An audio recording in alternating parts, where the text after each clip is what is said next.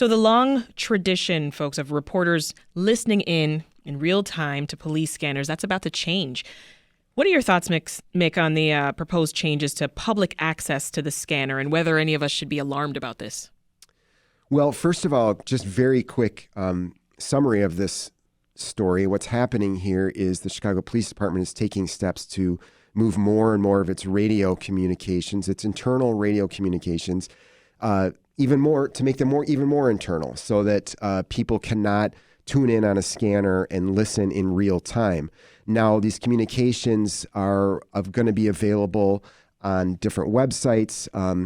Already you can go and you can find archives, and I've done this in reporting before. You can find archives of 911 calls and police responses poking around. But in real time, you can't get this. And this has been very useful for decades for reporters. Forever. Right? To listen to this and be able to respond when something comes over the radio that is clearly news events in the public interest. People can go to the site, the scene, and find out what's happening right then and there for themselves. And now to have at least a half-hour lag time, is going to really cause some problems, I think, complications for public transparency and for, letting the public know what's going on internally with the police chatter. Yeah, that's a big one.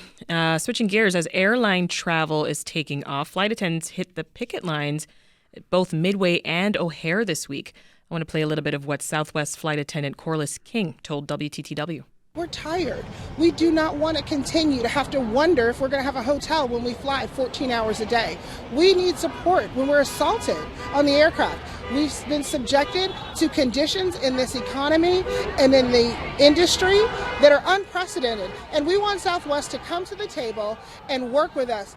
What are they asking for, Mick?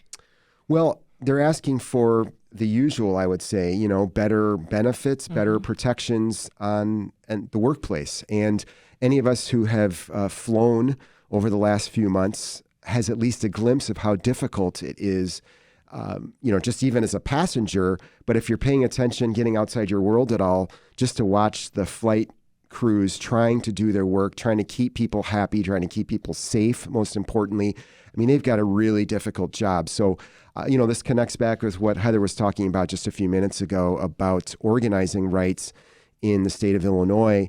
And this is happening in different industries, and now we're seeing it in the airline industry again as well.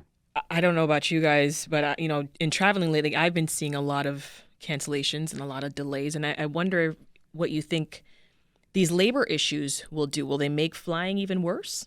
Yes. I mean, I anyone who's traveled this summer has probably experienced something. Oh, yeah. Just last month for me, just out the blue, your flight's canceled and you can't leave until the next day. And I had to come to work. That happened to my mom when she visited. She couldn't leave until the next day. It was canceled, like that morning. Yeah. And then on top of that, the shortage of pilots. I think that we are going to see, pun intended, a very turbulent path with air travel for some time to come. Given, the pandemic has just opened up all these issues, in my opinion, that were already there, bubbling, but now it's just full frontal, and they have to be addressed, or the consumers are going to have. I think we may have to fly less.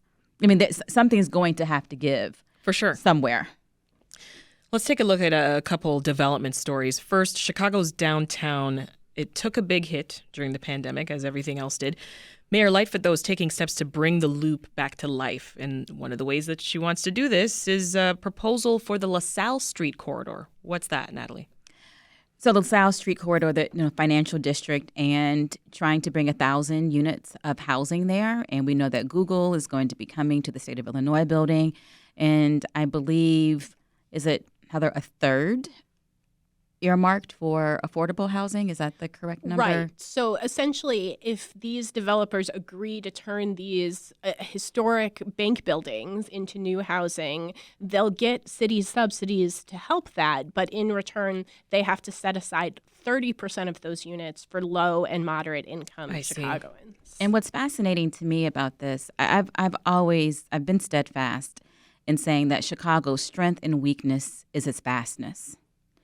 And so affordable housing ends up being clustered in certain areas because we have if we were in Manhattan, and I'm not saying that they don't have their own housing issues, but that's just one city that's an example of affordable, low income, even public housing being integrated into the city because you have finite space. And because we have so much space here, we have been able to create these de facto or figuratively gated communities. And so there has long been, I shouldn't even say a dearth, but like no affordable housing downtown.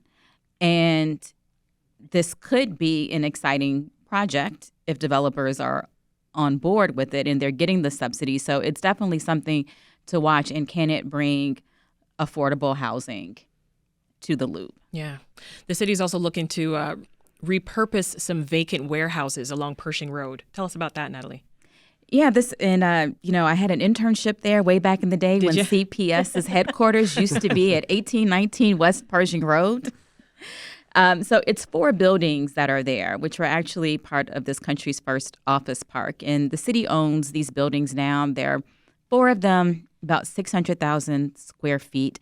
And the city has had a hard time redeveloping this stretch. And so what they're doing now is instead of bundling them as all 4 buildings, they're doing it as one. And before the city even put out this RFP, and I did a story on it this week. In Atlanta, there's a place called Pond City Market that is a former Sears warehouse. Mm-hmm. And the first time I went, I was like, this reminds me of Pershing Road. Why can't we have this on Pershing Road? And it's not a one-size-fits-all model. McKinley Park is much more of a bedroom community. I think residents there are hoping for the blue-collar jobs there to turn into green-collar jobs. But Maurice Cox of the commissioner of the Planning and Development Department said, when I saw these buildings, I thought, look at all this potential for multi-use. So housing, entertainment, all kinds of green jobs, rooftop. And the University of Chicago students last year came up with a concept called McKinley Mills that had permeable sidewalks and, thinking about the rainwater. So I think it's true that there's just so much potential, who wants to take this on. But if you do it one building, maybe there will be some interest in trying to do, 600,000 times 4. So many changes. That is a lot. But the residents also said, look, we're not trying to be the next Wicker Park. We're not trying to turn this into, destination nightlife.